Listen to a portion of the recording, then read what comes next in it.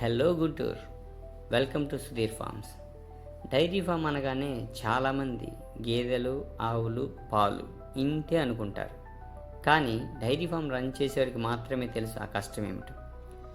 గేదెలు పాలు ఊరికే ఇస్తాయా? ఇవ్వవు. గేదెలకు ముఖ్యంగా మేత దానా కావాలి. మేత దానా ఊరికే రాదు.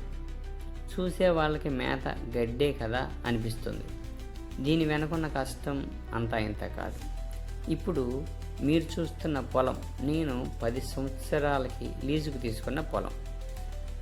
6 నెలల క్రితం నేను ఇదే పొలంలో గడ్డి జొన్న అనే రకం వేశాను. అనుభవం లేని పనులు కదా, కాలం అన్నీ నేర్పిస్తుంది.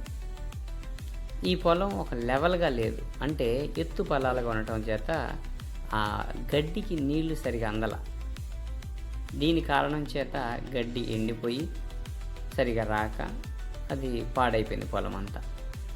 అందుకని మళ్ళీ మొదటి నుంచి ఈరోజు ఉదయాన్నే పొద్దున్నే రోటోవేటర్ని పిలిపించి ఒక నిలువు అడ్డం సార్లు వేయిస్తే 1.5 గంట టైం వచ్చింది.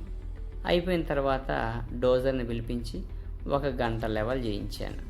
పెట్రోల్ రేట్లు భయంకరంగా పెరిగిన కారణం చేత రేటు ఎక్కువగానే తీసుకున్నారు. రోటోవేటర్ గంటకి 1600 అంట, డోజర్ గంటకి 1200. మీ దగ్గర వీటి రేట్లు ఎలా ఉన్నాయో కామెంట్ చేయండి. ఈ లెవెలింగ్ అయిపోయిన తర్వాత నేలంతా మళ్ళీ అణిగిపోయి ఉంటుంది. అందుకని మళ్ళీ గొర్రెయించి రోటోవేటర్ వేయించి బోదేయించాలి. ఆ తర్వాత కానీ మన గడ్డి రకం ఏది నాటుకుంటామో అది నాటుకుంటాం.